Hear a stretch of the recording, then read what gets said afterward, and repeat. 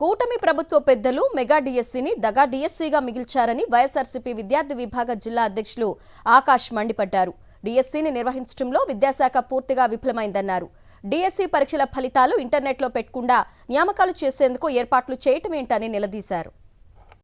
ఏదైతే ఈ డిఎస్సి పరీక్ష ఉందో ఆ పరీక్షకు సంబంధించిన రిజల్ట్స్ ఇంటర్నెట్లో పెట్టకుండా ఎవరైతే క్వాలిఫై అవుతారో వాళ్ళ వరకు ఒక మెసేజ్ వస్తుంది, మీరే క్వాలిఫై అయ్యారు అని చెప్పి దగా డిఎస్సిని మరొకసారి నిరూపించారు.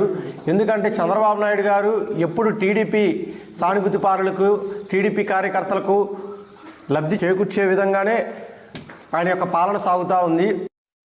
ఏదైతే ఈ డిఎస్సి పరీక్ష ఉందో ఆ పరీక్షకు సంబంధించిన రిజల్ట్స్ ఇంటర్నెట్లో పెట్టకుండా ఎవరైతే క్వాలిఫై అవుతారో వాళ్ళ వరకు ఒక మెసేజ్ వస్తుంది, మీరే క్వాలిఫై అయ్యారు అని చెప్పి దగా డిఎస్సిని మరొకసారి నిరూపించారు.